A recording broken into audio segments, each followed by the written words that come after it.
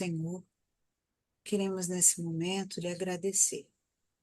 Lhe agradecer porque sempre temos oportunidades de estarmos nos renovando, nos aperfeiçoando e nos sentindo verdadeiramente filhos deste Pai de bondade, de justiça, de amor, e que nessa proposta de estarmos juntos, possamos estar atentos a tudo aquilo que for trazido, que possa nos ser úteis, possa nos auxiliar nesse nosso desejo de crescimento. Então, mais uma vez te agradecemos e pedindo que sempre esteja conosco, porque eu acredito que essa seja a nossa maior necessidade, senti-lo conosco. Que assim seja. Sim, sim. Boa noite a todos, sejam mais uma vez bem-vindos, né? A Fraternidade Cristã Bezerra de Menezes saúda a todos. Nós temos hoje um estudo baseado no livro Para Sempre Irmãos, esse livrinho aqui, né? Muito bonitinho, de muitos ensinamentos. Vamos entrar numa jornada de saber, né? Hoje a gente está falando de... Nosso tema hoje é expectativas e ilusões, mas teremos uma jornada muito grande na vida dos personagens e a gente vai tentar, né? Vai tentar não, faremos, né, essas conexões dos ensinamentos do livro, com os ensinamentos da doutrina espírita, com os ensinamentos de Jesus e o nosso cotidiano. Esse é o nosso objetivo sempre nesses estudos, né? Fazer com que a gente ganhe, traga, que a gente construa a nossa evolução moral, né? Que é o que a gente aprende intelectualmente e que isso passe a fazer parte dos nossos atos, né? Das nossas ações com a gente mesmo e com o próximo. Então, estamos mais uma vez aqui reunidos, né? Sob a égide do nosso Mestre Jesus, nosso patrono, Dr. Bezerra. Então, vamos ao tema de hoje: expectativas e ilusões. Bem, eu gostaria de fazer uma pergunta para todo mundo, mas não quero assim que vocês só ouçam, mas que vocês sintam, ok? A primeira pergunta é: quantas vezes na vida a gente se decepcionou profundamente com quem a gente amava?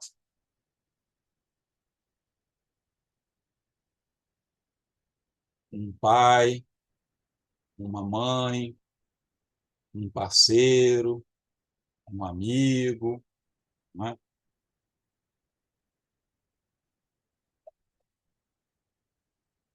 Aquela dor, né, que quando a gente pensa, a gente olha e pensa assim: eu não reconheço mais aquela pessoa.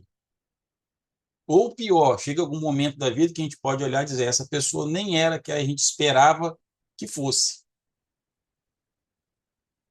E aí eu convido vocês para a segunda pergunta, que talvez eu acho que para mim é a mais difícil, né? Quantas vezes a gente magoou alguém que a gente amava, sem que a gente percebesse?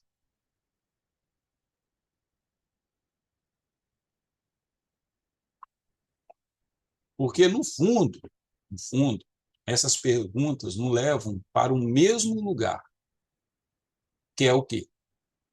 Uma ilusão quebrada. Por isso que nós temos expectativas e ilusões. E eu acredito, né, pelo menos dentro do que eu percebo, né, que toda ilusão, ela começa em um lugarzinho. Vocês fazem ideia qual seja? Numa expectativa. Então, seja, só existe ilusão porque a gente cria uma expectativa. E a expectativa, para mim, nada mais é do que um contrato onde só a gente assina. O outro não sabe quais são as cláusulas desse contrato. Né? Concordo? Então, o que acontece? É um roteiro que a gente cria, né? Que só existe dentro da gente, como a pessoa deve ser. É uma imagem que a gente cria daquela pessoa, né? né, e entrega para uma pessoa que ela nunca pediu para ser o nosso herói. Porque, no fundo, né, aí olhando o texto a gente vai falar, né, muitas vezes a gente enxerga o outro, né, esse outro personagem, essa pessoa que a gente cria uma expectativa, quanto um grande herói, alguém que vai salvar a gente. E se eu me lembro bem, lá no Livro dos Espíritos, a gente vai encontrar alguma coisa falando sobre isso. Que grande parte do nosso sofrimento, né, o sofrimento humano, ele não vem do que os outros fazem com a gente. Eles vêm das ilusões que nós mesmos construímos sobre a nossa vida, sobre as pessoas. Então, eu acho assim, a gente tem a oportunidade, no estudo deste livro, da gente ter contato com ensinamentos muito profundos, que esses personagens que vieram, né, através da mão de Jeane, inspirados, né, ditados por Agnel, vêm trazer nesse capítulo 1 e 2 sobre este tema. Também me lembra o seguinte, quando, né, lembrando Jesus, né, todo mundo acho que deve se lembrar quando Jesus falava o seguinte: não vamos acumular tesouros na terra.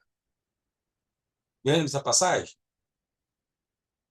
Só que Jesus não estava falando somente de dinheiro, mas ele está falando o seguinte: de tudo aquilo que nós acumulamos por dentro. Nossas expectativas, imagens, ilusões sobre o outro, toda aquela gama de sentimentos que a gente vai construindo em torno disso. E o pior, esta falsa ilusão, essa ilusão, ela acaba tendo dois lados, porque eu percebi quando eu estava estudando sobre isso.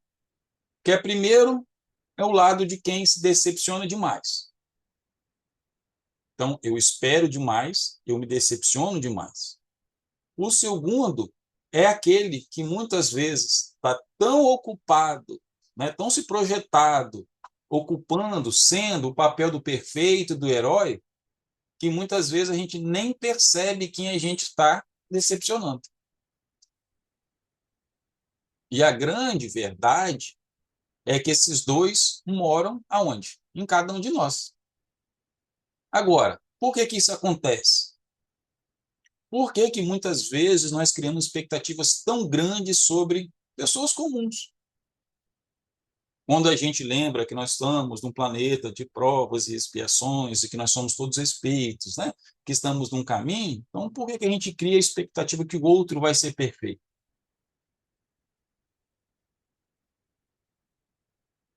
Então, quando eu fui buscar, talvez, inspiração para isso, eu me lembrei uma vez, né, que Jung, e aí Suzana está aí para me corrigir se eu falar errado, né? Ele tinha ele falava sobre essa imagem de herói que vive dentro de cada um de nós, né? Não é algo, segundo Jung, não é algo que a gente aprende, é algo que nasce com a gente. Aí, quando a gente entra nessa linha, Freud também tinha uma visão interessante sobre isso. Ele dizia que, como a gente nasce completamente frágeis e dependentes, a gente precisa acreditar desde cedo que existe alguém perfeito nos protegendo. Então, ou seja, isso não é uma projeção só de isso, a projeção da criação, da expectativa, ela não vem apenas depois de adulto. Isso já começa com a gente desde pequenininho. E engraçado que tem um outro estudioso, acho que o nome dele é Campbell, que ele passou procurando a vida assim, estudando mitos em todas as culturas do mundo. E chegou à conclusão de que a gente não inventa esses heróis. A gente apenas reconhece. Este herói, essa pessoa que a gente cria expectativa, que a gente admira, né, é o herói que a gente não se reconhece ainda dentro da gente mesmo. E aí volta lá dos ensinamentos de Jesus, né? Amai o próximo como a ti mesmo. A gente sempre fala de autoconhecimento, de se buscar se amar. Então a gente começa a entender nessa jornada que tudo está interligado. E aí, quando a gente compara até com a própria ciência material, no caso da psicologia, a gente vai vendo que a gente vai buscando, na verdade, ela vai explicando coisas que a espiritualidade já trouxe lá no próprio Livro dos Espíritos. Então, qual é o nosso grande problema? Não é a gente precisar de heróis, de buscar essa relação de perfeição no outro. Mas o maior problema, e aí onde a gente gasta, onde a gente cria essas expectativas, é quando a gente coloca essa expectativa inalcançável, ou seja, desse herói, em uma pessoa que é de carne e osso, uma pessoa normal. E qual é o problema maior? Que a gente cobra isso delas. E aí também acontece um outro problema ainda mais grave. Quando a gente veste essa capa na gente mesmo. Então a gente sempre vai ter essa polaridade, né? Essas duas. A primeira é, eu coloco a capa em alguém e tento cobrar o impossível daquela pessoa. O que é o impossível? A gente tem que sempre lembrar que nós somos espíritos criados simples e ignorantes e viemos numa escala de evolução. Então ninguém é igual a ninguém. Todo mundo tem vertentes e tem virtudes e tem defeitos. E o que acontece? A gente quer cobrar do outro aquilo que tem uma expectativa que pode ser inalcançável para a gente, para ele. Por quê? Porque a história de vida dele, aquilo que ele aprendeu ao longo da vida, não está no repertório dele. E o outro, né? O outro lado dessa moeda é colocar a capa em mim como um super-herói, eu sou o ser mais perfeito e me cego em volta daquilo que está em minha volta. Então, antes de eu continuar, Suzana tem uma pergunta. Espera só de que forma eu posso aprender a amar sem criar expectativas que aprisionem o outro? Bem, de que forma? Bem, eu quero conduzir, né, esse estudo para que a gente chegue a essa resposta junto. Então, guarda ela um pouquinho aí. Tá? O que acontece? Para que a gente possa compreender e entrar na jornada do livro, nós temos dois grandes personagens nesse capítulo, que eles cometem os mesmos erros e por um motivo, né? Eles acreditavam nessa jornada do herói. O primeiro se chama Antônio, né? Então, para que a gente possa entender todo esse contexto, entender até o contexto do livro, a gente vai fazer uma viagem no tempo, porque o livro ele se passa lá no Brasil colonial. Na época que existia uma coisa chamada as bandeiras, né? Tinha as bandeiras e as entradas. Então, o pai de Antônio era o quê? Era um bandeirante. Então, aquela região, a gente voltando, né, na nossa história, era uma região pobre, era uma região de trabalho muito duro, né? A vida não tinha muitas opções. E quando, né, que essas situações, aí quando a gente olha no filme, né, juntam umas situações, precisa-se de um herói. E naquela época, quem era o posto, quem era visto como, né, era quem? Era exatamente os bandeirantes. Que eles faziam o quê? Todo mundo, né? Aula, quem não pulou a aula de história vai lembrar que eles desbravavam, né? Entravam o Brasil adentro, né? Desbravando o nosso país. Então eram muitas aventuras, né? Então, para alguém que era preso na lavoura, né, acostumado ali a capinar, ter uma vida dessa, né, de aventuras, deveria ser algo, na verdade, deveria não, era algo que almejava, era isso que a gente vê na figura né, do pai do Antônio, ele era um desses homens. Então, ele cresce naquela jornada, ele não via o pai dele como um homem comum, ele via como um super-herói, um quebrar, perfeito. Aí, quando a mãe de Antônio morre, ele toma uma decisão. O que eu vou fazer? Vou ser como meu pai, vou ser bandeirante. Não porque ele tinha vocação, não por uma escolha talvez muito consciente, mas geralmente nós, homens, queremos seguir os passos do pai. Então, ele sentiu na pele o que era ter um pai bandeirante, porque o pai passa mais tempo fora do que em casa. Então, ele sentiu todos os dramas como filho, mas mesmo assim ele decidiu viver a sua história de bandeirante. Então, o que acontece? Ele vira o próprio herói da história dele. Né? Ele passa a incorporar tudo aquilo que ele julgava no pai dele. E aí, nessa jornada, quando a gente se veste dessa capa de herói, né, tudo que a gente faz como herói ganha uma justificativa muito nobre. Então, ou seja, o fato de eu ser um bandeirante estar ausente da minha família, aquela ausência de eu não estar em casa virava um sacrifício. O abandono vira o quê? Um dever, porque isso faz parte do meu trabalho. O egoísmo, né, que eu só penso em mim, que eu não quero, vira o quê? Uma missão. Então, muitas vezes, Antônio ele não se via como um pai ausente. Como que ele se via? Ele se via como um homem honrado, né? Estava ali dando continuidade ao legado do pai. Ele estava seguindo um chamado maior. Essa foi a capa que Antônio vestiu como herói. Mas o que acontece? Aparece a esposa dele na história, a Maria Helena. Então, ou seja, ele veste a capa como herói, vê todo um sentido, mas se torna invisível o sofrimento da esposa dele. A infância dos filhos que viviam sem ele.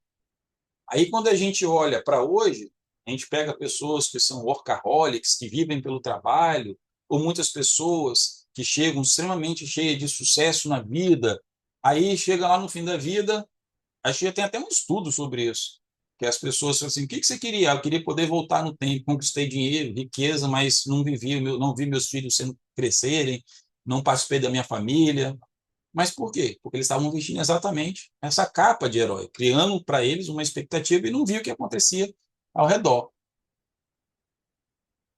Então, o próprio Jung tinha um conceito para isso, que era, né, inflação do ego, né? Um negócio esquisito, mas era a terminologia que ele usava para isso, que é quando a gente se confunde com o herói. Então, ou seja, a gente passa a agir todos os dias como se as nossas escolhas fossem as maiores, maiores do que o sofrimento de quem está com a gente. Olha só, né? Pausa nessa reflexão. A gente passa a agir como se as nossas escolhas fossem maiores do que o sofrimento de quem está ao nosso lado. Olha onde chega o nosso nível né, de egoísmo quando a gente se veste desse herói.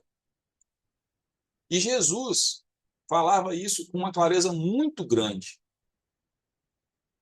E ele falava assim: por que a gente enxerga o cisco no olho do irmão, mas não percebe a trave no nosso próprio olho?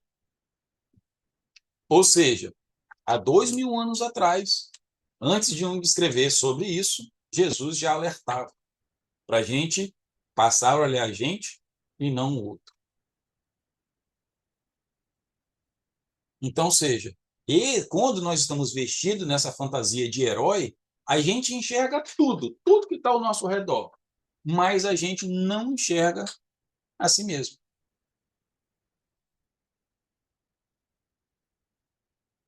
Então, eu gostaria de fazer, né, 3 perguntas muito simples, mas é só para a gente pensar, vocês não precisam de responder. Se fosse lá na fraternidade, eu ia falar para todo mundo responder.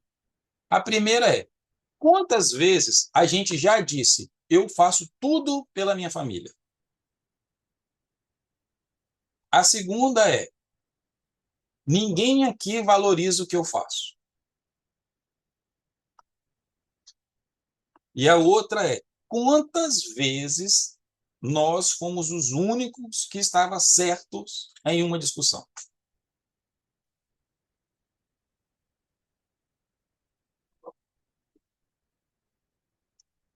Tenho certeza. Eu, por exemplo, quando passei, né, li essas perguntas, escrevi para não esquecer de perguntar para vocês, né? Eu me reconheci em muitas delas, em muitas fases. Talvez a gente não passa todo o momento, mas tem fases que a gente passa vestido dessa capa. E o que acontece? Geralmente, o herói da história, ele raramente enxerga os heróis que estão em nossa volta. Porque enquanto a gente está vestido, carregando a nossa capa, a gente não consegue ver o peso invisível que o outro carrega em silêncio ao nosso lado. Então, por exemplo, o que acontece, né, na história? Antônio era o herói. Só que a esposa dele fazia muitas coisas. Só que ele nunca reconhecia a mulher. Nunca, o trabalho dela nunca aparecia. O trabalho era dele, que era o bandeirante, que desgravava. Mas quem que manteve? E essa história se repete quantas ao longo de toda a história da humanidade. Hoje ainda acontece. Quantas pessoas se destacam e outras ficam fazendo um trabalho que ninguém vê. Então, ou seja, nessa história de expectativa, nós temos duas armadilhas: colocar a capa no outro e se decepcionar, ou colocar a capa na gente mesmo e a gente não enxergar o outro. Então, quando a gente começa a entrar nesse mundo de expectativas e ilusões, eu não consigo lembrar de um conceito que traz isso assim de uma forma tão fluida como quando Jung trouxe o conceito de sombra, né? Que é o quê? Que é tudo aquilo que a gente esconde da gente e dos outros. Os nossos erros, nossas fraquezas, nossas ausências. Tudo que não cabe nessa imagem de perfeito que a gente quer passar, nessa história de herói.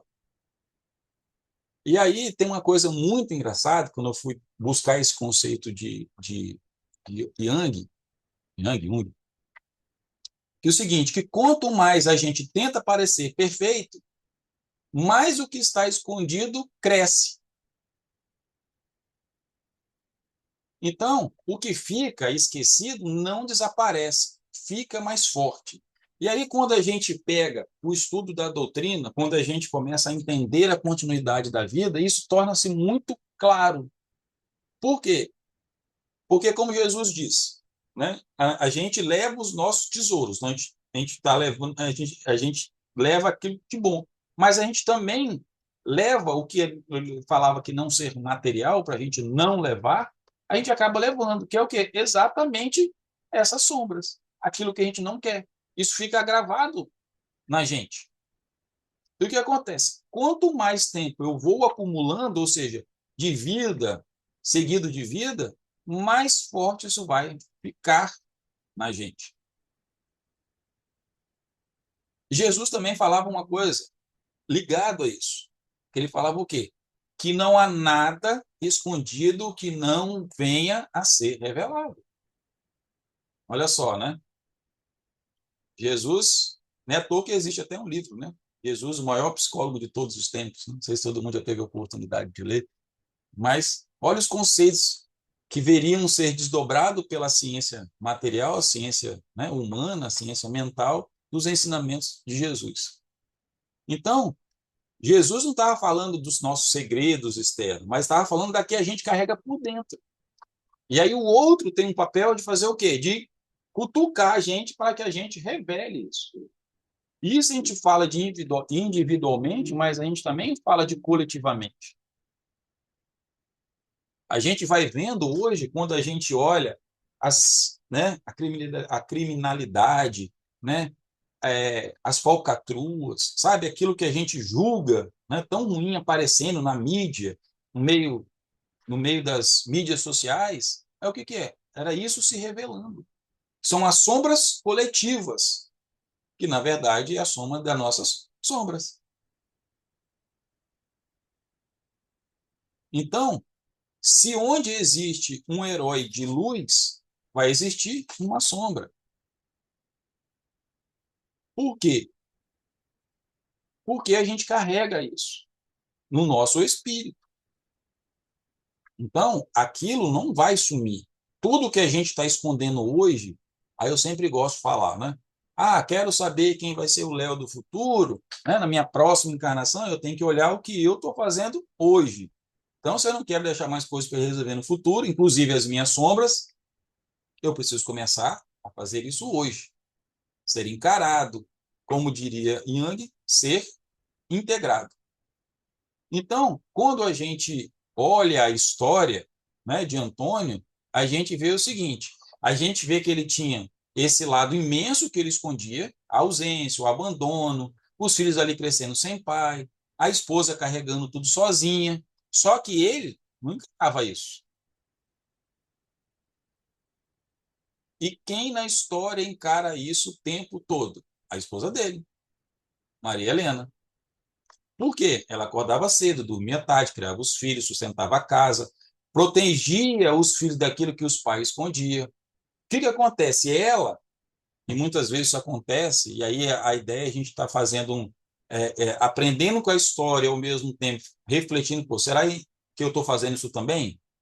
Por exemplo, ela contava histórias muito bonitas sobre o Antônio. Então, ela construiu uma imagem de um herói perfeito na cabeça dos filhos. Só que o que acontece? Toda aquela sombra, tudo aquilo que ele demonstrava, ela suportou sozinha, orando escondida. Agora, eu não tenho nenhuma dúvida. Ela fez isso por amor. Mas proteger alguém do que ele esconde não é proteger, é apenas adiar. Porque, como Jesus disse, o que está escondido sempre vai aparecer. Aí a gente pula na história do livro e anos depois a história vai se repetir. Com quem?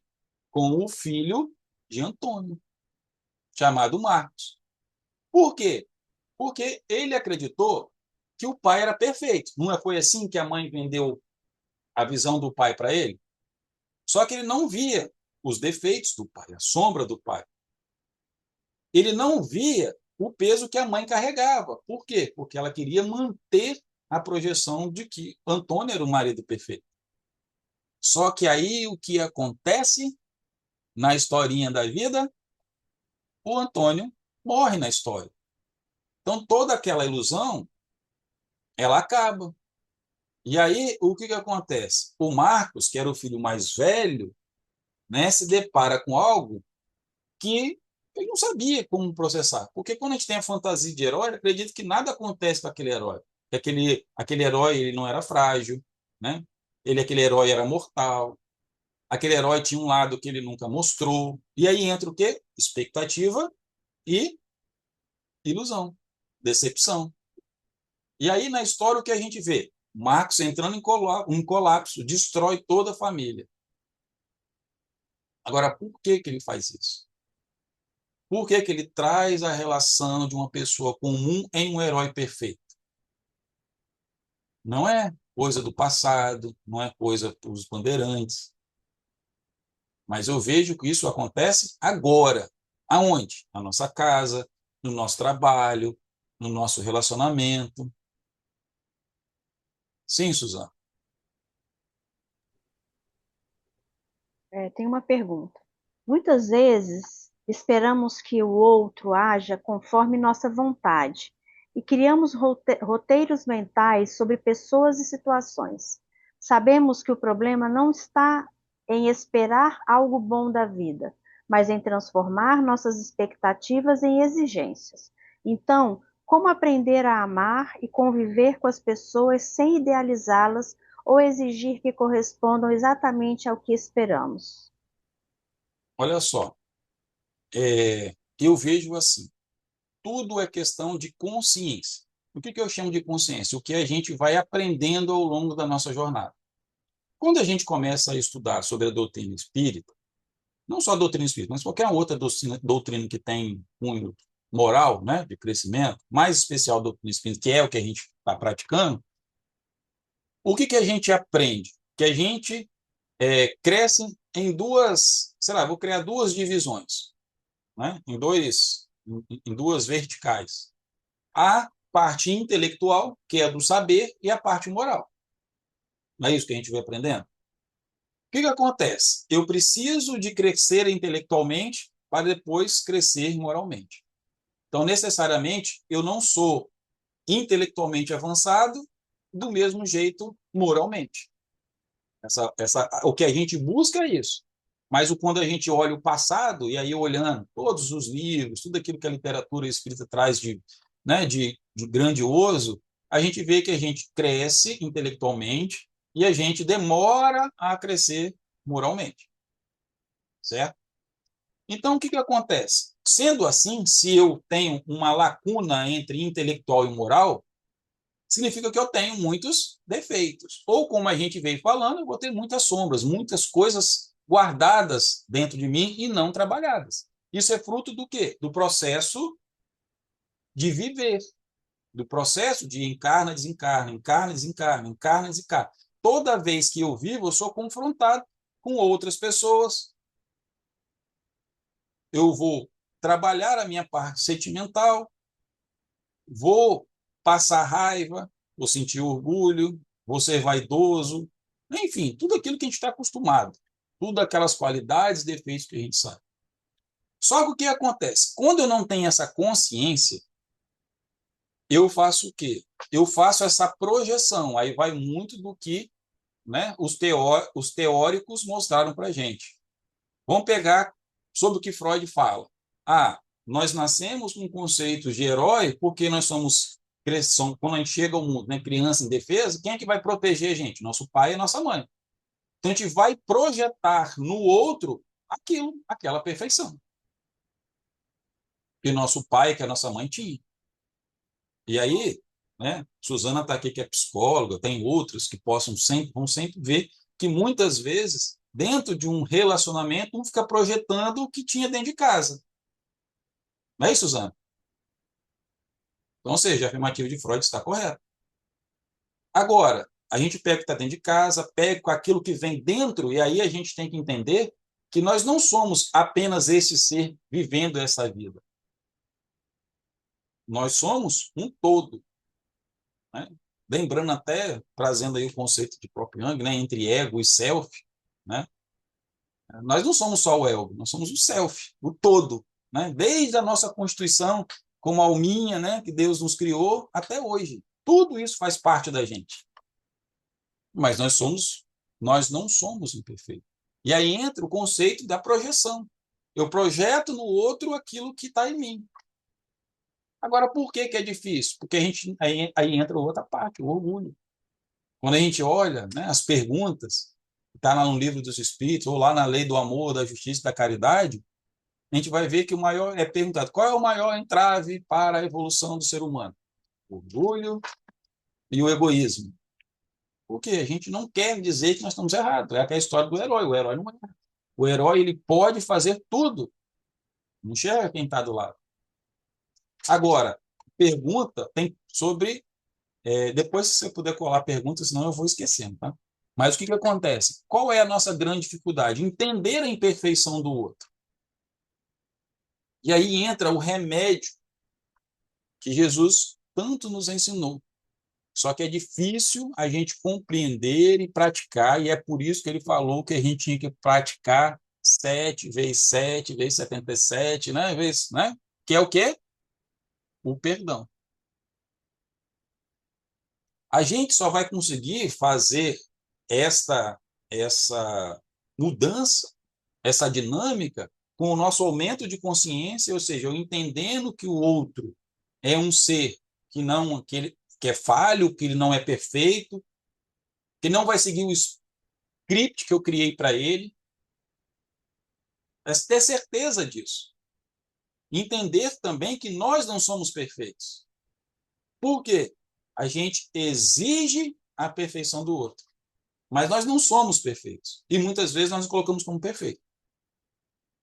E aí esse personagem de perfeito, ele vai trazer atritos dentro da nossa família, com os nossos amigos, no nosso ambiente de trabalho. Então, a gente precisa, né, como está a pergunta, sabemos que o problema não está em esperar algo bom da vida, mas em transformar nossas expectativas em exigências. Então, como aprender a amar e conviver com as pessoas sem idealizá-las? E aí, como que amar e viver sem idealizá-las? Olhar o outro com os olhos do Cristo. Ou seja, como alguém imperfeito. Entender que o outro tem as suas dificuldades, tem as suas histórias que a gente nem faz ideia. Porque o que nós estamos representando nesta vida encarnado, aí voltando com a historiazinha, né, do iceberg, aquela, né, só vê o topo do iceberg que está por baixo, a gente não sabe. E aí me lembra muito uma frase de Madre Teresa, que eu li num livro do Robson Pinheiro, que ele diz o seguinte, que Madre Teresa fala assim: quem julga demais não tem tempo para amar. Mais ou menos assim. Por quê? Porque o julgar é o quê? É a minha projeção no outro. E quanto mais eu olho, mais eu julgo, mais eu diminuo o meu tempo de amar a pessoa. Mas a gente ainda não abre mão de estar certo. Eu lembro quando eu fiz um curso de neurolinguística, muito tempo atrás, tinha uma frase, né? É melhor ser feliz do que ter razão. Alguém já escutou essa frase? Né?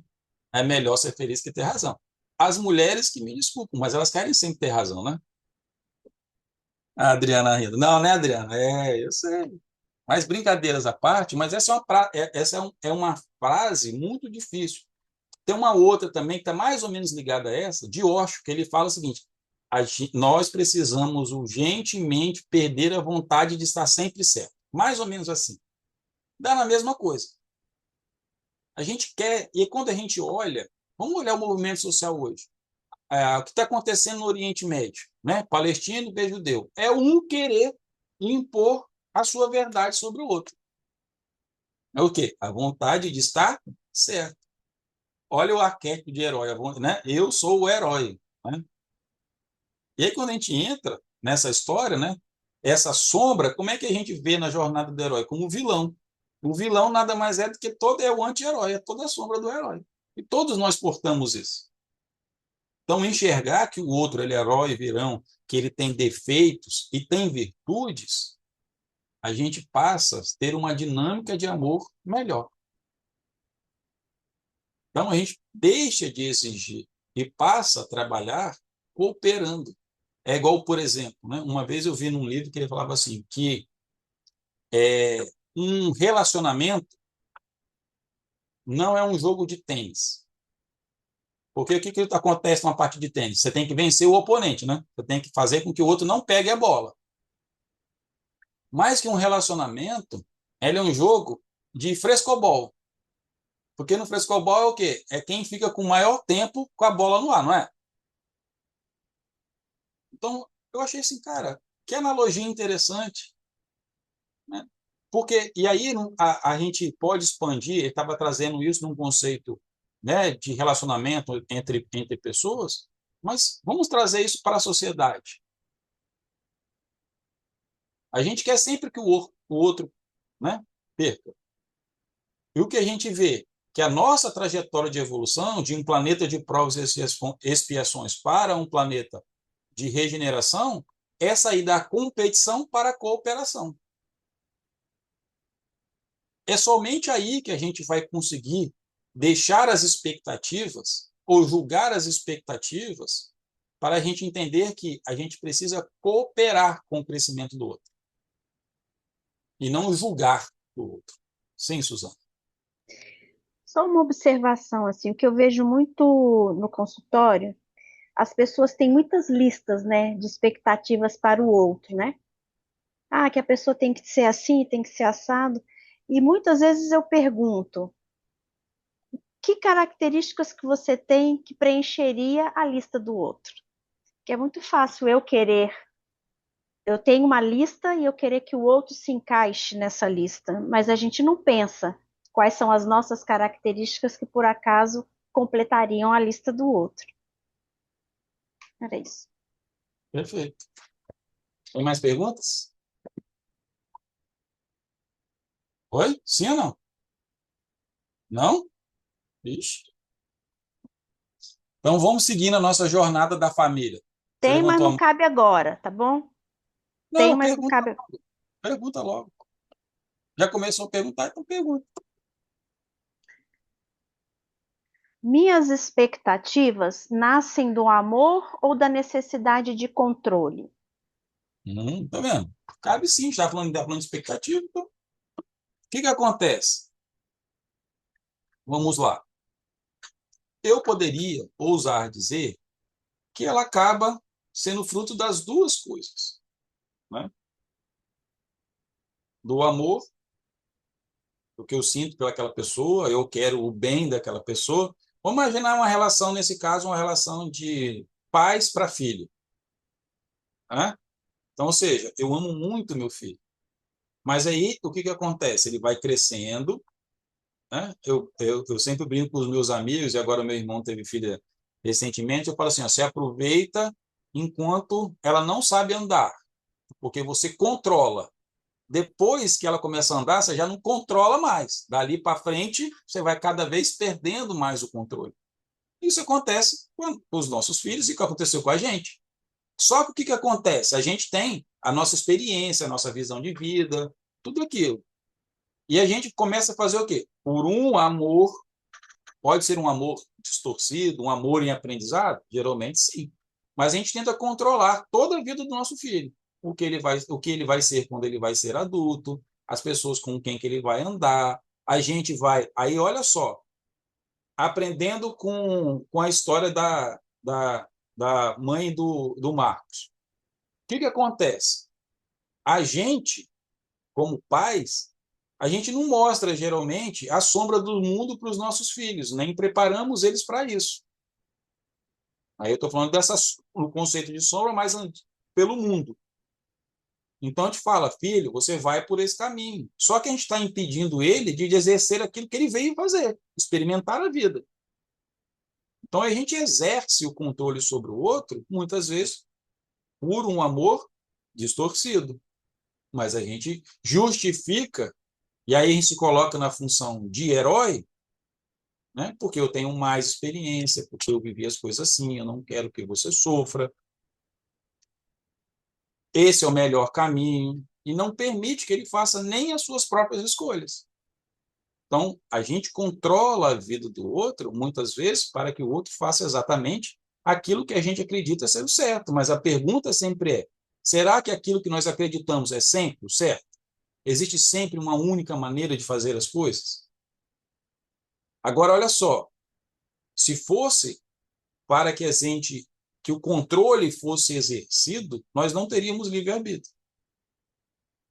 Nós nasceríamos como robôs. Olha, você vai nascer em tal família, você vai fazer exatamente isso, você vai ser isso, você vai ser aquilo, você vai ser aquilo outro. Então, ou seja, o controle que a gente tenta exercer sobre o outro, ele é antinatural. Por quê? Porque nós somos seres nascidos para escolher. E as nossas escolhas podem ir contra a expectativa e o controle do outro. Então, eu acho que neste momento de refletir sobre expectativa e ilusão, essa relação de controle pode ser uma ilusão que a gente cria, achar que a gente vai controlar a vida de alguém. Ou o inverso, a gente idolatra tanto aquela pessoa que a gente faz o quê? A gente opta por entrar naquela ilusão, a gente deixa de ser a gente mesmo e vive sobre aquele controle. Então, os dois lados precisam de reflexão, precisam de exercer aquilo que a doutrina espírita vem sempre nos ensinar, a raciocinar. A reencarnação ela acontece para isso, exatamente para que a gente lide com aquilo que a gente está na nossa sombra, aquilo que está oculto. E muitas vezes eu vou vir em um lugar que tem muito controle para que eu não seja mais controlado.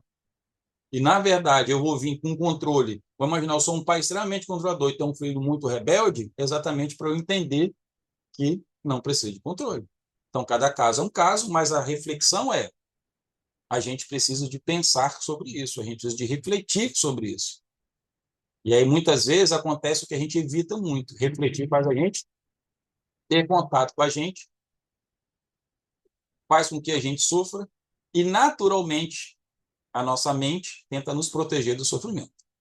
Então, mas é uma dor que em algum momento a gente vai ter que passar. Então, não adianta adiar muito. Próxima pergunta. Como substituir o controle excessivo pela confiança no tempo e nos caminhos da vida? É mais ou menos o que você já está falando, né? Mas se você puder completar.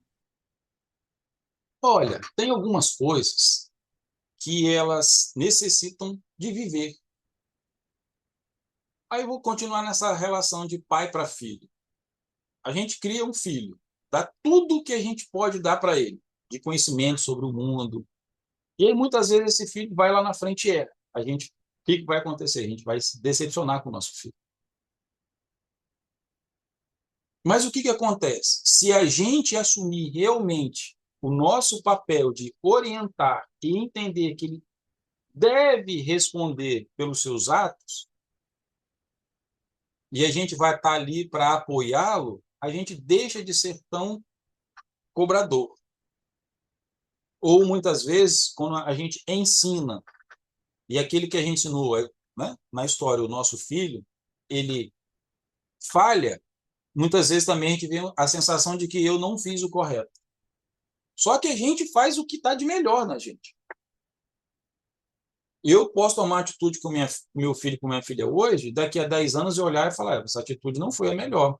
Mas por quê? Daqui a 10 anos eu já não sou mais o mesmo Léo que eu sou hoje.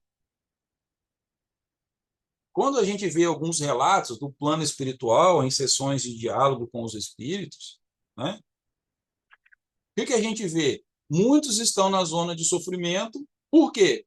Ah, porque desencarnou, deixou o filho aqui, e o filho começa a não seguir os passos dele, ou começa a fazer e começa a errar, ele tenta desesperadamente ajudar do jeito que ele entende, só que essa relação desse desencarnado tentar ajudar o encarnado mais prejudica os dois do que auxilia. Porque nós precisamos, mas é difícil acreditar nos desígnios da vida. Nós temos uma parcela pequena na instrução daquele espírito, enquanto está com a gente. Mas vamos imaginar, se eu tenho 48 anos hoje, quantos milhares de anos eu devo ter? Então, as minhas ações hoje, elas não são determinadas simplesmente pelo aquilo que o meu pai e minha mãe ensinaram e o que eu vim aprendendo ao longo da vida. Mas é a somatória de todas as outras coisas. Então, nós viemos para reencarnar, para algum momento a gente andar com as nossas próprias pernas e sermos responsáveis pelas nossas ações. Mas nós, como pais, nessa função desse herói, com essa projeção de perfeito, a gente não quer deixar que o outro assuma esse risco, que o outro erre. Por isso que é difícil ter essa sensação de confiança. Mas esta confiança ela só vai aparecer quando a gente confiar verdadeiramente no processo. E confiar verdadeiramente no processo é conseguir trazer para a nossa mente, para o nosso coração, a realidade da vida. Então, ou seja, eu estudo a continuidade da vida, né? Eu sei que existe o livre-arbítrio, eu sei que existe a lei da ação da reação, mas eu não concordo. Entende? A gente fica brigando com isso, fica brigando com Deus o tempo todo. Mas faz parte até do nosso processo de evolução. Então, é realmente difícil, mas a gente precisa de começar a confiar que aquele espírito que está com a gente, que aquela pessoa que está com a gente, vai tomar as melhores decisões que ele sabe tomar. E qual vai ser o aprendizado? O fruto daquilo. Se for bom, ótimo. Se for ruim, ótimo também. Ele vai aprender a não fazer mais sobre aquilo. Então, a confiança passa muito no acreditar. Acreditar que acima de todas o nosso saber, existe alguém que sabe mais, que está olhando isso tudo e tomando conta da gente. Mais perguntas? Justamente a pergunta é, o que que Deus, então é esse, né, isso que você está falando, desse ser superior, esteja tentando me ensinar através de uma decepção? O que poderia ser aprendido através de uma decepção? Olha, good question, né? Mas cada caso é um caso. Muitas vezes, os processos de decepção, aí vão voltar lá, a gente está falando de expectativa e ilusão. O que é uma decepção? É uma expectativa não atendida. Aí eu volto para aquela história lá, né, de Jung, né, sobre a questão da projeção, a questão da sombra. Então, o que acontece? Deus nos dará a oportunidade de voltar, e aí, para mim, o que eu acho mais belo dentro da ciência espírita é o quê? Sempre a oportunidade de eu me reorganizar, de me refazer. Por quê? Se eu olho somente materialmente falando, a vida finita, eu posso ter uma vida toda de erros, né? Ou seja, não vou chamar de erro, de decisões que não geraram bons resultados, resultados esse que pode prejudicar a minha outra pessoa, é isso que acaba gerando, né, o erro, e eu não ter a oportunidade de corrigir. Aí, se eu entro naquela que a gente tem um castigo eterno, que é o que a gente aprende na relação material, se eu pega só do cristianismo material, eu vou viver no fogo, né, no inferno eternamente. E que Deus justo é esse? Ou não seria injusto eu ter errado a vida toda, chegar lá no finalzinho da minha vida e falar, Senhor, perdão. Aí ele vai e absorve todos os meus pecados, e aí tudo aquilo que eu fiz de errado com as pessoas, tudo que as pessoas sofreram, isso fica assim, impune? Aonde está a justiça nisso? Então, quando eu olho para o que o processo de reencarnação nos dá a oportunidade, é exatamente de recuperar isso.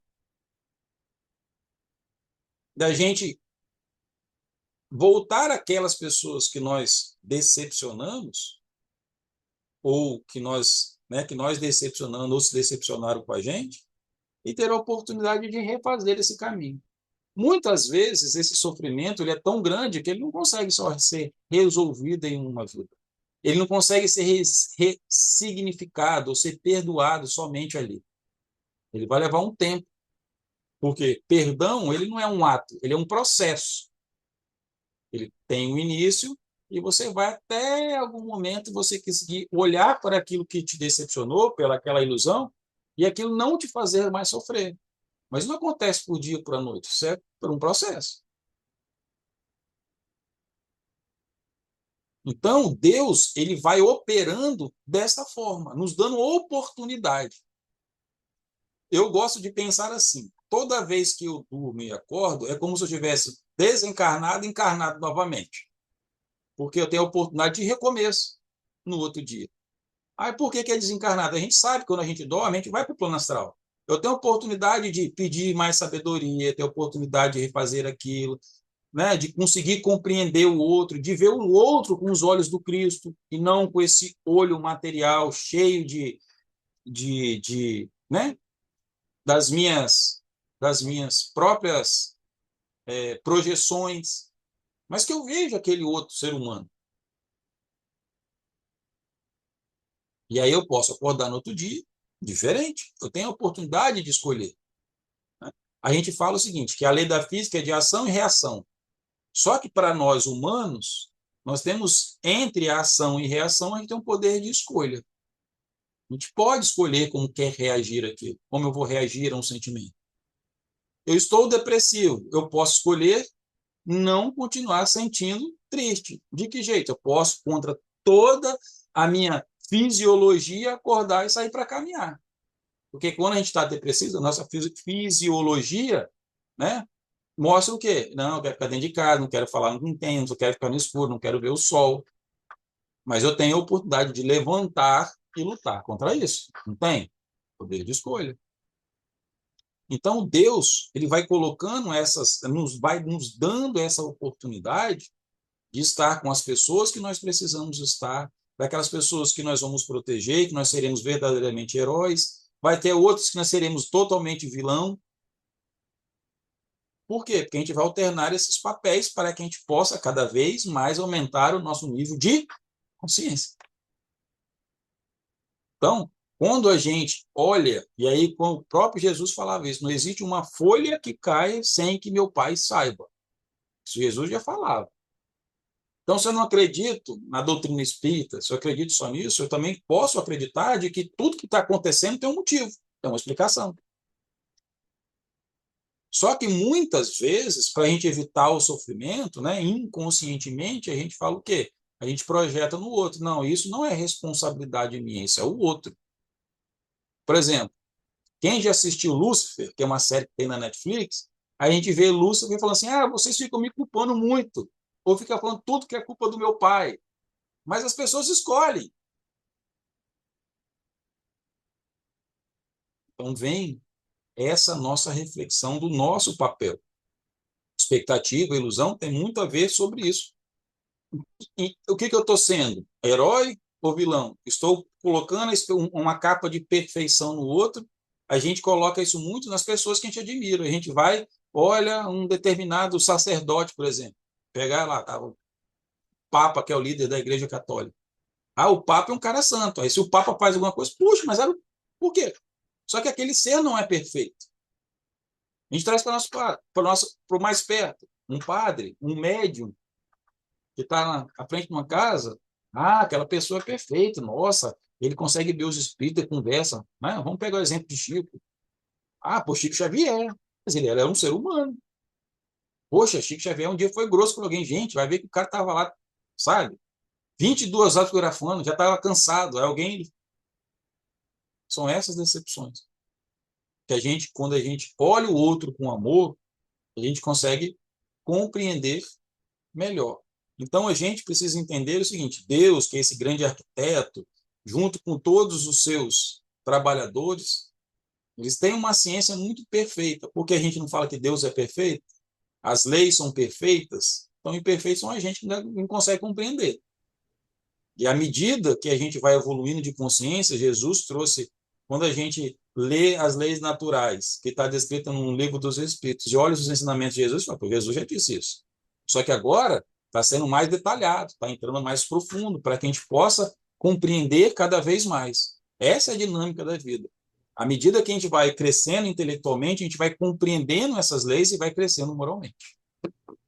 Suzana? Homem, eu estou querendo entrar para fazer a pergunta e você não me dá a oportunidade. Ó, tem duas questões, uma sobre o perdão e uma sobre Deus. Então vai, Então vamos lá. Como você está falando de Deus agora, eu vou perguntar de Deus, tá bom? bora lá.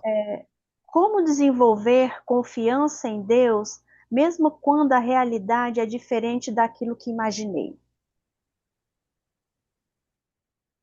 Olha só, uma coisa chamada fé. Aí eu vou dar o meu, assim, né, o meu testemunho. Quando entrou a época de pandemia, né, eu acho que a pandemia ela trouxe essa questão do convívio, né, e principalmente não entender do que seria o futuro, né, todo mundo confinado dentro de casa, a gente liga a televisão, milhões de pessoas morrendo em torno do mundo. Aí, como você olha aquilo, você fala, e agora? Isso é um exercício de fé. É o exercício de acreditar que existe algo acima de mim, algo que transcende a minha consciência, a minha forma de explicar o mundo, e está mostrando tudo isso. Agora, como que eu trago isso próximo na minha vida? Eu posso olhar quantas vezes situações que eu acreditava que seriam impossíveis de se resolver, veio acontecendo fatos inexplicáveis que levaram a uma solução.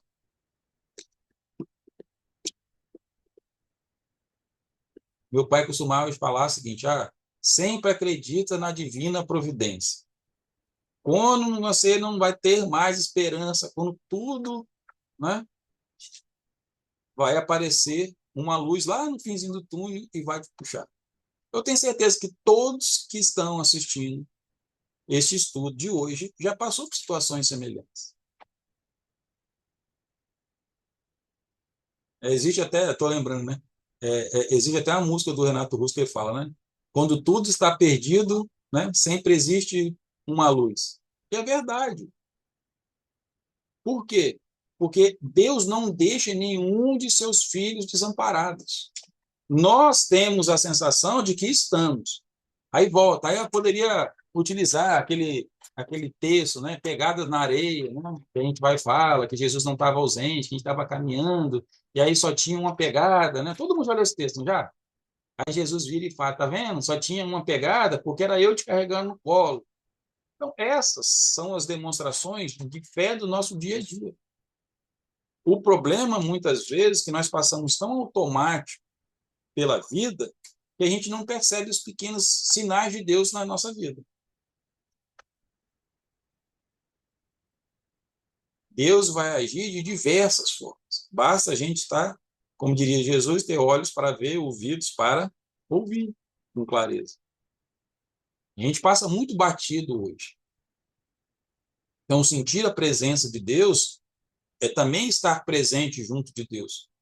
A gente fala hoje, né, de estar presente, fala sempre do momento presente, esse negócio todo. Então, enxergar Deus nesses momentos na nossa vida é perceber a nossa jornada. Às vezes, né, a gente Aí eu digo assim, a gente, né? Porque a fraternidade ajuda muitos projetos, a gente apoia projetos de mulheres que sofrem abusos, e a gente olha aquilo e pensa, puxa, né? Onde está Deus na vida dessa pessoa? E aí a gente olha para o nosso próprio exemplo. Está na gente, a gente agindo para poder auxiliar. E quando ela vai olhar, fala assim, quando eu precisei, alguém me auxiliou. Por exemplo, agora recentemente nós tivemos uma oportunidade de ajudar uma mãe grávida com mais crianças, que foi espancada pelo marido, não tinha nem onde ficar, foi morar em uma, como que é o nome?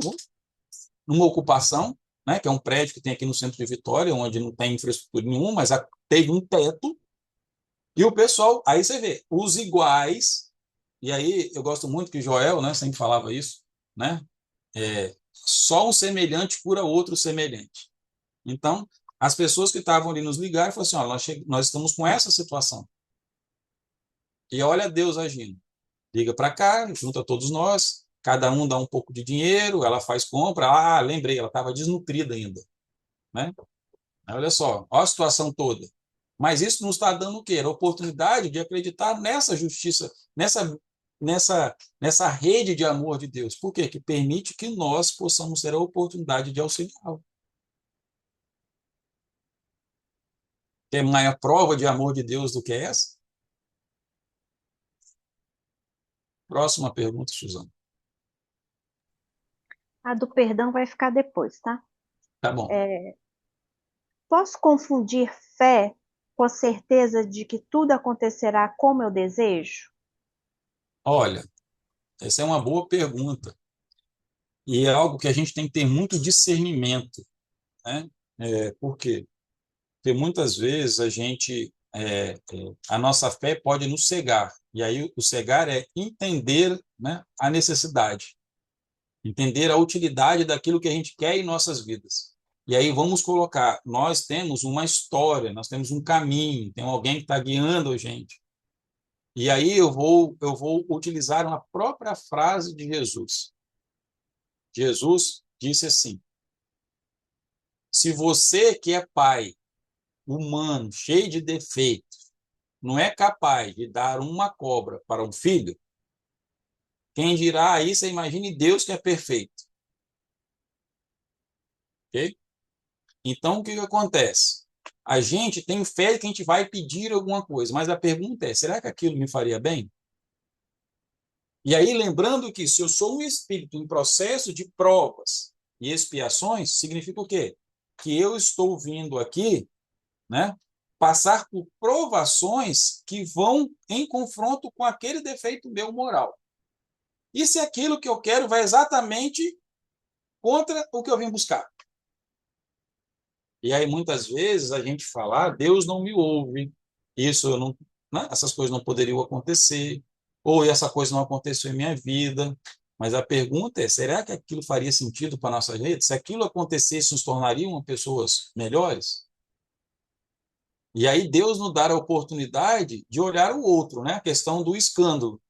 O escândalo é necessário, mas ai daquele que comete. Porque muitas vezes a gente vê a pessoa ter determinadas coisas que ela queria muito e aquilo leva ela para um desastre muito maior do que ela está. Então a fé ela precisa ser raciocinada. Muitas vezes eu quero muito alguma coisa, mas não trabalho para que aquilo aconteça. Aí eu coloco a culpa em Deus. E a fé raciocinada é: eu quero atingir tal objetivo. Aí a pergunta vem: o que eu estou fazendo para atingir tal objetivo?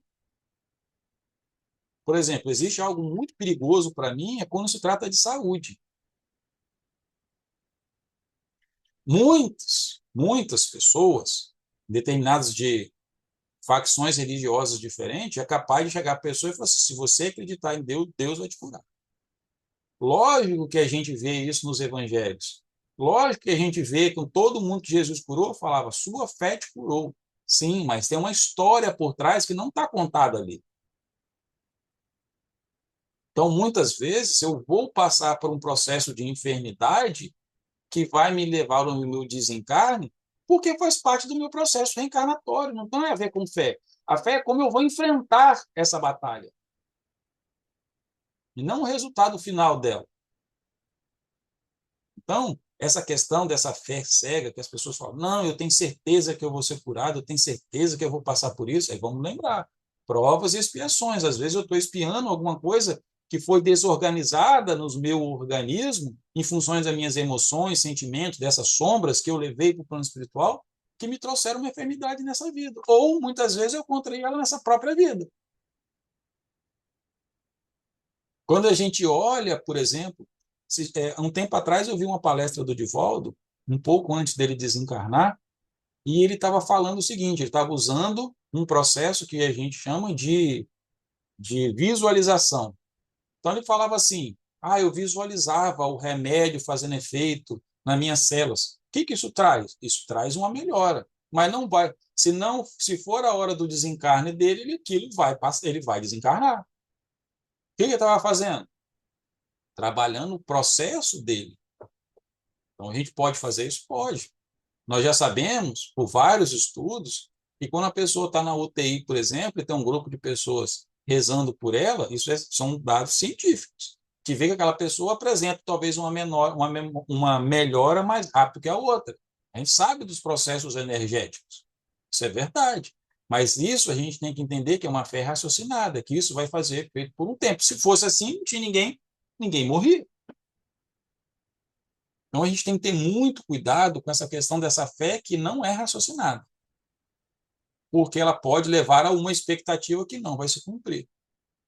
Então, aí a gente tendo consciência de que a gente está passando por aquilo que precisa de passar, que é fruto das nossas escolhas, às vezes passar por uma enfermidade ou por qualquer problema na vida, é algo que a gente vai ter que aprender a lidar com ele. A fé está nisso.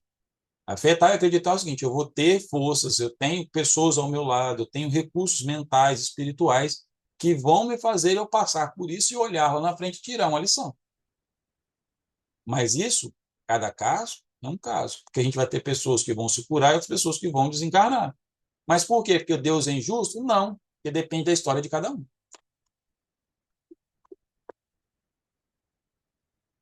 Próxima pergunta.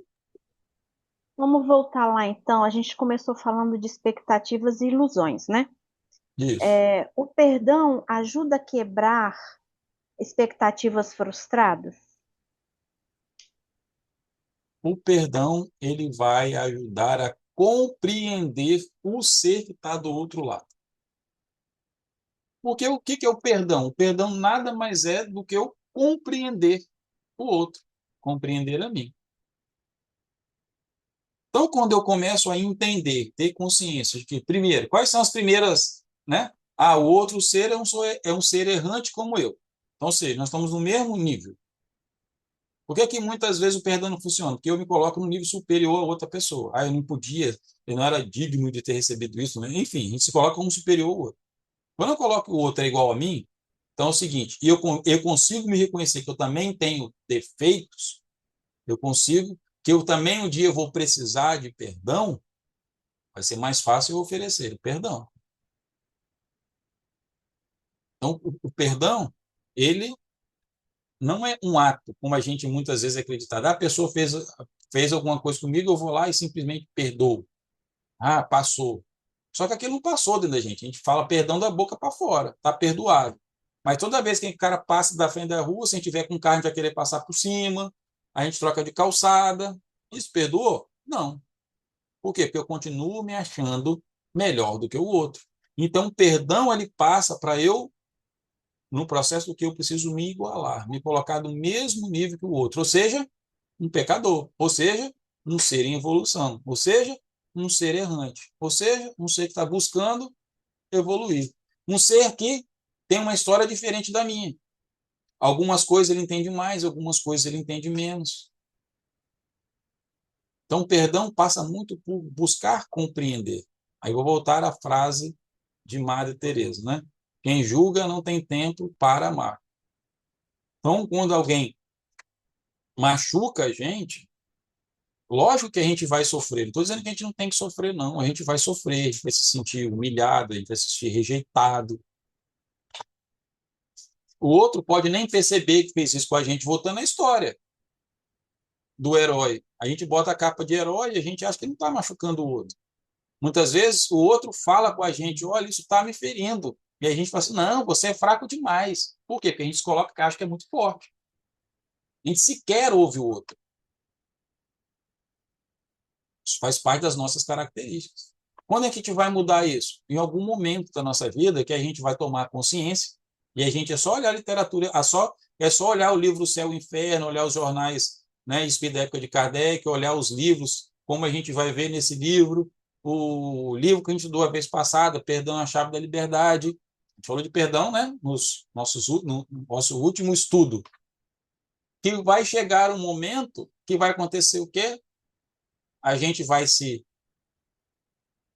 confrontar com a realidade verdadeira, vai ver o que estava toda aquela história, e você vai falar assim, puxa vida, eu não acredito que eu fui desse jeito com a pessoa. Aí entra culpa, remorso, a gente vai se punir, e aí a gente vai aprender.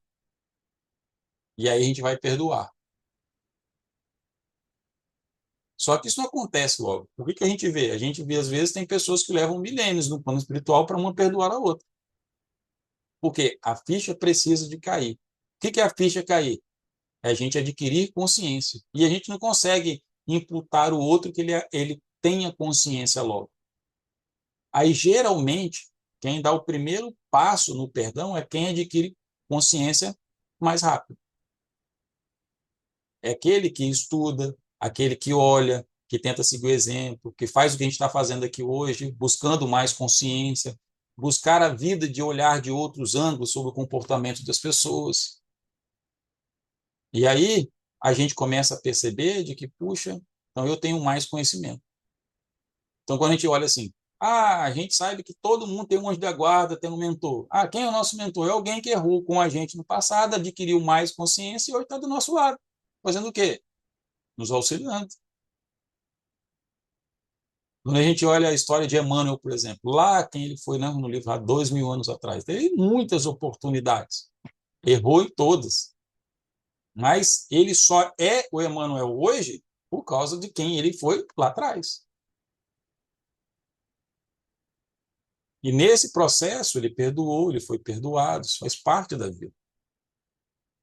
Então o perdão é algo que ele é um processo, é algo que tem a ver com a aquisição de consciência, é algo que tem a ver com a gente se igualar às pessoas, que nosso ego não permite eu me sentir igual ao outro. A gente quer se colocar sempre superior. Aí vou voltar à história, a gente quer sempre vencer o outro, a gente quer sempre competir com o outro, mas a gente nunca pensa em cooperar. Então, é hora da gente refletir sobre isso, dessas expectativas que a gente coloca dos outros e que coloca sobre a gente mesmo. Mais perguntas? Tem. O que em mim precisa ser curado para que eu não transforme expectativas em sofrimento? O que em mim precisa ser curado para que eu não transforme expectativa em sofrimento? Olha, isso é uma boa pergunta de uma reflexão, talvez que não caiba só na minha resposta de agora, mas eu acho que é uma busca que a gente faz ao longo da vida. Primeiro, essa questão de consciência. Vou voltar a bater nessa tecla, que é o quê? É o que Sócrates falava, né? Eu só sei que nada sei, né? A melhor forma que eu tenho é me conhecer, né? Conhece-te a ti mesmo. Então, ou seja, conhecer a nós mesmos é a gente tentar olhar a gente de uma forma verdadeira, ou seja, com as minhas virtudes e com as minhas fraquezas. Reconhecer fraqueza não quer dizer que eu deixo de ser uma boa pessoa. Porque a maior dificuldade do herói é ele achar que ele é imperfeito. Por exemplo, a gente pega o super-homem, né? Qual é a fraqueza dele? Kryptonita verde. Kryptonita em si, né? Então, ou seja, se até ele tem uma fraqueza, todos nós temos. Só que a gente não quer reconhecer isso. O nosso ego não permite a gente reconhecer. E a gente encarna e desencarna, vem as provas, vem as nossas expiações, para quebrar essa rocha que a gente tem de espírito perfeito. Então, não tem um outro caminho senão ser o caminho da vivência, das frustrações. Por quê? Muitas vezes, a nossa sombra só será revelada em função de quê? De uma frustração que eu tenho com o outro. Porque se o mecanismo é a projeção, se a expectativa do outro é aquilo que eu cobro em mim, então vai ser através do que no outro não vai cumprir em mim que aquilo vai começar a martelar em mim. E aquilo vai fazer que eu reconheça aquilo em mim. Agora, é difícil, a gente tem que estar atento, a gente tem que querer. E muitas vezes a gente não quer o sofrimento. Por isso que é complicado. Posso fazer mais uma? Pode, Dentro velho. de expectativas e ilusões, né? Posso iludir o outro sem me iludir? Rapaz, olha, eu acredito que não tem como você iludir o outro sem se iludir. Por quê? Porque você vive a sua ilusão. E você é a forma como você encara aquilo. Então, quando a gente pega a história, por exemplo, o que que acontece? Antônio era iludido com a consciência de que ser bandeirante era a melhor coisa. Mas olha a ilusão dele. Ele viu o que aconteceu, o efeito de ser bandeirante produziu na família dele. Mas a ilusão dele acreditava que o pai era herói, acreditava que aquilo era ser perfeito. E eu vou sempre projetar no outro. Eu nunca projeto no outro aquilo que eu não tenho, sempre projeto aquilo que eu tenho. Então, ou seja, essa relação de, de ilusão, ela passa para a gente. Então, por exemplo, quando a gente começa a olhar muitas coisas dentro e a própria doutrina espírita vem com esse papel filosófico de questionar, é para que a gente tente fugir das nossas próprias ilusões. Necessariamente, aquilo que a gente acredita é uma verdade. Porque muitas foram moldadas enquanto a gente era criança. Está no nosso inconsciente. Ou quando era criança nessa vida, ou vem das nossas crenças passadas. E a gente vem para ressignificar isso. Então, muitas vezes, vou dar um exemplo: uma pessoa tem ela vive na família dela, né, um contexto que ela tinha um pai e uma mãe que falava que quem não faz nada é preguiçoso, que preguiça é uma coisa ruim. Ninguém parava. Aí ela cresce com aquilo. Aí, quando ela chega no trabalho e vê alguém que tira um tempinho para tomar um café ou conversar com um amigo, ela fica brava com aquilo. Ah, aquele cara é um preguiçoso, mas aquilo não reflete a realidade. Reflete o quê? Só o que está dentro dela. A crença que você não pode parar em nenhum momento. Que a pessoa tem que trabalhar até morrer. Ou seja, isso é o quê? Essas crenças viram ilusões da gente. E a gente projeta essas ilusões nos outros. Então, a gente tem a tarefa muito complicada da gente olhar as nossas crenças, de buscar realmente, de se questionar. Só que muitas vezes, vamos pegar aí, né? Trecho de música. Raul Seixas falava, né? Eu prefiro ser essa metamorfose ambulante. Só que nós, na verdade, a gente não quer ser uma metamorfose ambulante. Por quê? Porque quando a gente muda, a gente acha que o fato da gente mudar nos torna mais fracos. Volta o papel de herói, a ilusão que a gente tem. Ah, então eu mudei. Ah, vamos botar. Qual era uma crença que tinha de nós homens? O homem não chora. Não está sendo ressignificado, a gente vê o homem chorando o tempo todo, né? É uma crença. Só que para quem acreditava fielmente naquilo, o homem não podia chorar. Quando a gente lê esses dois capítulos, a gente olha, a gente tem o Mateus, por exemplo, que era o irmão do Marcos. O Mateus era o cara visto como fraco. Por quê? Porque ele nunca respondia. O pai vai, esse menino é mole, esse menino não vai dar em nada, não vai ser isso, vai ser aquilo. Só que era o cara mais forte, porque ele que ficou ao lado da mãe o tempo todo. Ele que ajudou a mãe dele o tempo todo. Isso é o quê? Crença. Crença do pai dele era uma. Quando a gente olha, é outra história. Então, esse filtro que a gente carrega, essa leitura que a gente faz, aí, pegando carona, né, no curso do linguista, essa leitura que a gente faz, essa leitura mental, né, a pessoa entra, a pessoa está chateada comigo, ela está chateada com outro problema lá, com o que aconteceu, e a gente transfere aquilo para a gente. A gente só vê a ponta do iceberg, a gente não vê tudo. Aí vamos voltar à história de Madre Teresa. Quem julga não tem tempo para amar. Então, o julgamento, tudo isso está baseado em numa ilusão que a gente tem construída em função das nossas crenças. Então, a vida nos convida sempre a questionar as nossas crenças, observar em volta. Não acreditar no que eu estou falando, no que fulano está falando, do que uma casa fala, que uma pessoa fala, mas que a gente busque o nosso próprio caminho de entendimento. E a vida vai nos dar inúmeras oportunidades de estar confrontando essas ilusões que a gente tem da nossa própria vida. Pode fazer mais uma? Pode, claro. Que atitudes podem me ajudar a enxergar as pessoas com mais verdade e menos idealização? Faz de novo para mim, ou cola ali para eu poder ler. Ó, que atitudes podem me ajudar a enxergar as pessoas com mais verdade e menos idealização? O que que eu posso fazer para enxergar melhor as pessoas com mais verdade e menos idealização? Então, o que a gente tem que buscar primeiro, é conhecer verdadeiramente a gente, né? O que aquilo está em mim? Porque eu enxergo os outros com as minhas lentes. No que eu acredito? No que está em mim está guardado? No que tem em mim que eu projeto, que eu tenho mais raiva no outro? Para eu distinguir o que é meu, o que é do outro. Por exemplo, no próprio exercício mediúnico, acho que o grande aprendizado de todo médium é ele se conhecer, para ele distinguir o que é pensamento dele, o que é sentimento dele, o que é sentimento de um espírito. Esse é o grande, para mim, o maior ganho de ser médium é você buscar se conhecer.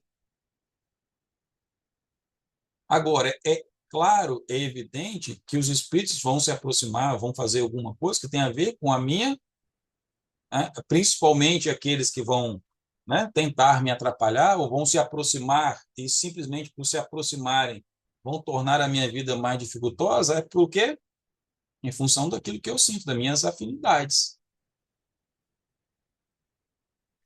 Então, o que acontece?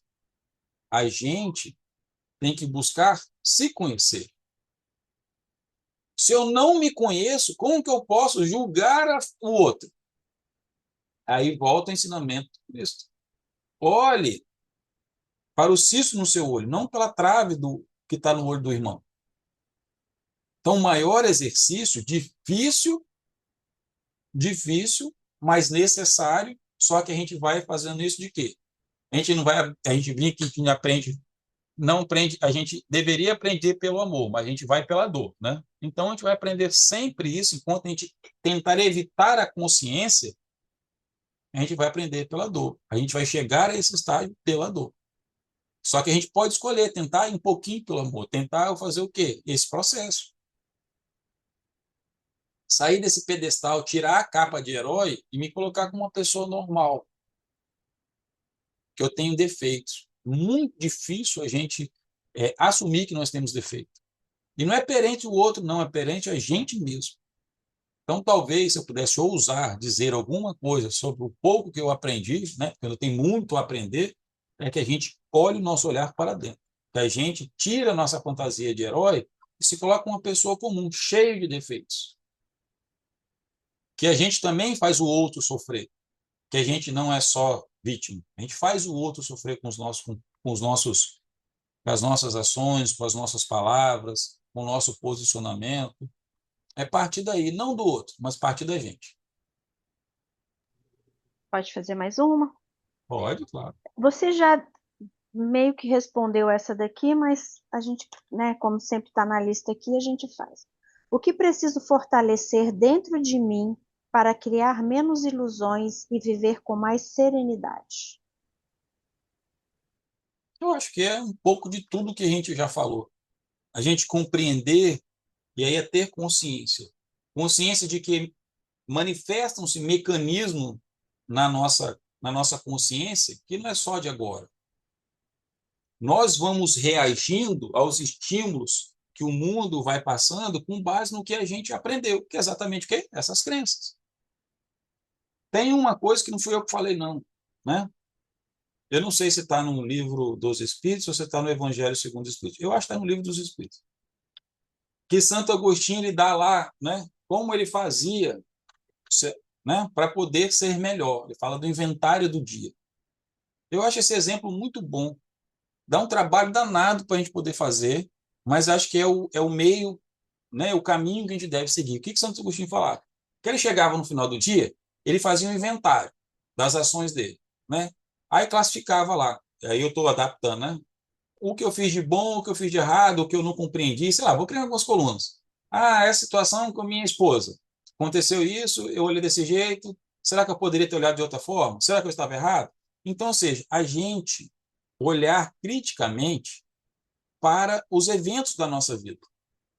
A partir daí eu consigo começar a fazer o quê? Identificar o ponto que eu preciso melhorar.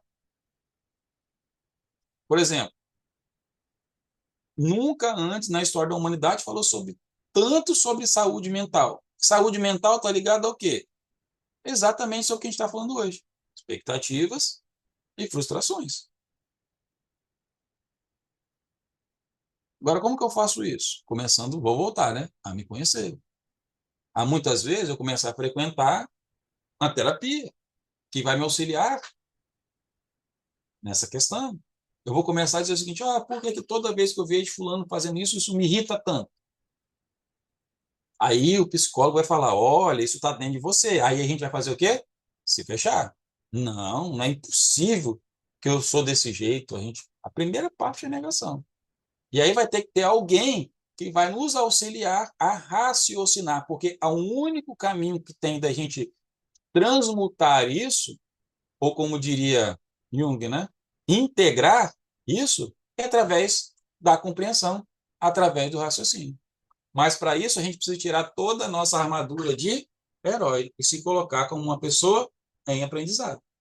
É fácil? Não. O ego vai tentar proteger e tirar a gente o tempo todo disso.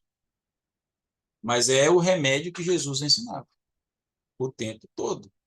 Não olhe a trave do outro. Tirar a nossa trave do olho é isso. É isso Jesus. Esse é o grande ensinamento de saúde mental, um dos ensinamentos de saúde mental de Jesus. É a gente olhar. É fácil? Não é. A gente está sabendo que não é só olhar a nossa vida. Mudar de postura, pedir desculpas para uma pessoa que está no papel de herói, que é orgulhoso, é difícil ele pedir desculpa pra caramba. Por quê? Pedir desculpa me coloca na posição inferior. Eu vou reconhecer que eu errei. E eu não erro, eu sou perfeito, eu sou o super-herói. Entendem?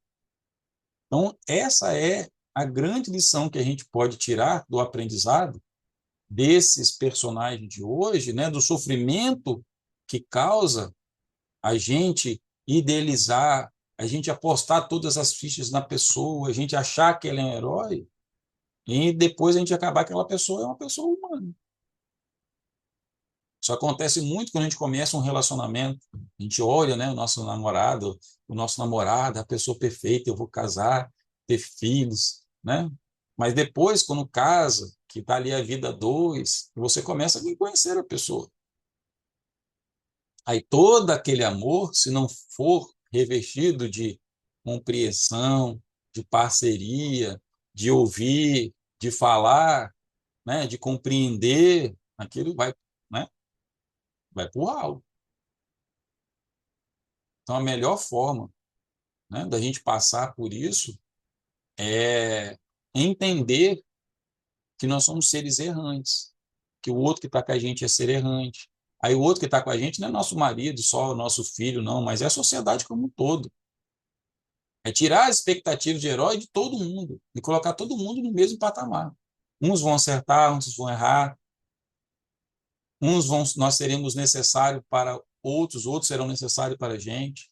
Então, a gente está o tempo todo oscilando entre esses dois lados. Então, tudo, né, que a gente passa, tudo que aquilo que a gente faz, ela vai vir para isso. Ela vai vir para quê? Né? Para entender que o herói vai falhar, ele vai sumir, ele vai se decepcionar.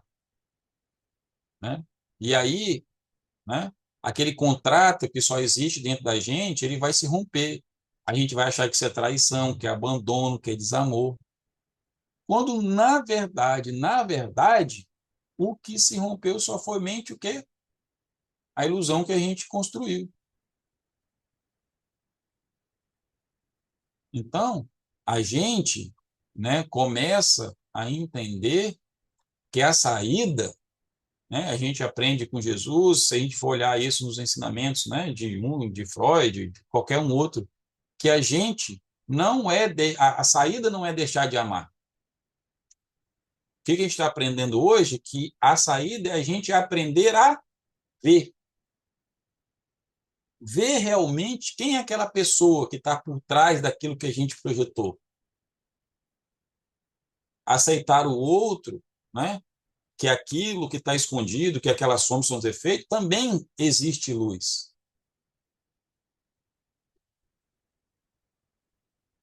Né?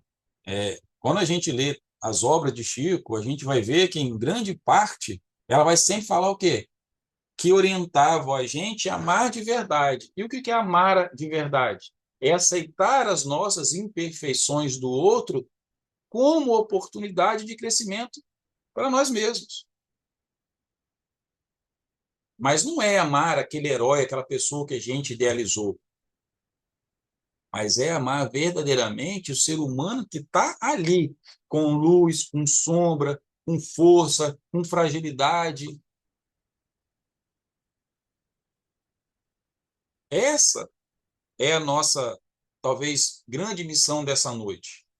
É tentar trocar aquele herói perfeito que a gente imagina o outro, né?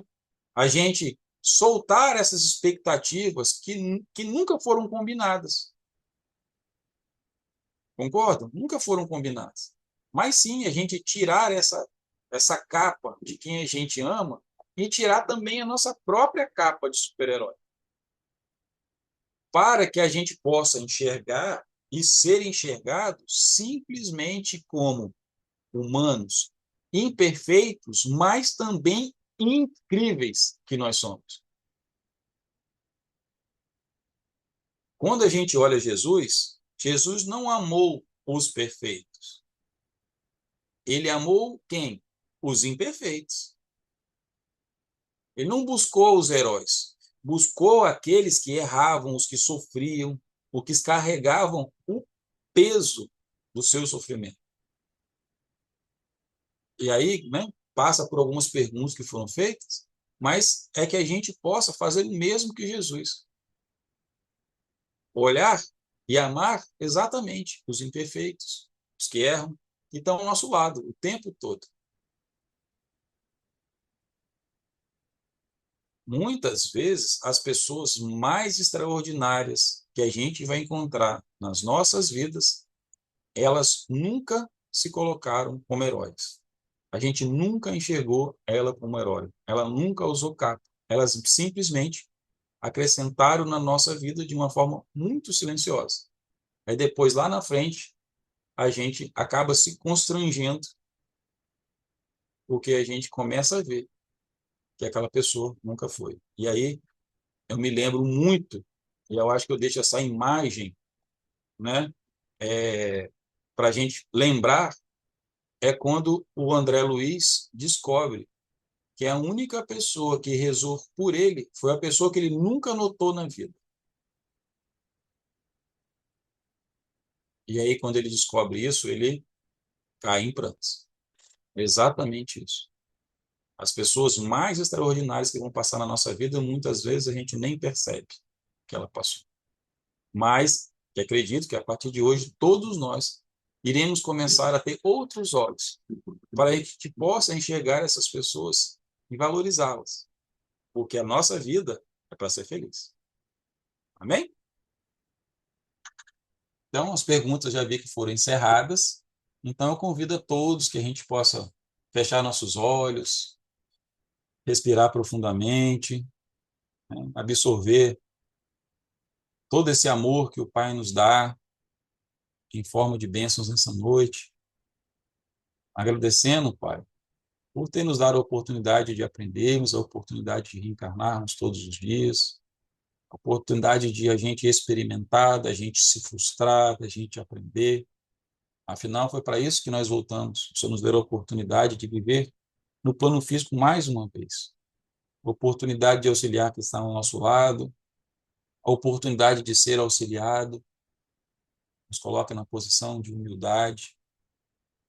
Pedimos, Pai, para aqueles corações que estão aflitos nessa noite, que estão pedindo socorro, e que suas preces sejam ouvidas, que eles possam ver o seu amor presente no seu caminhar.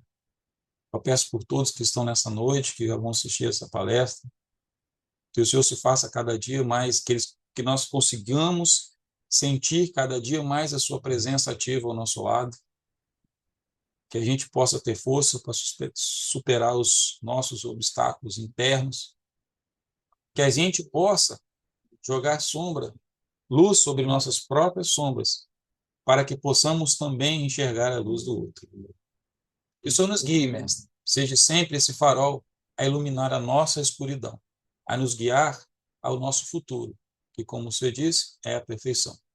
Fique conosco hoje e sempre, que assim seja.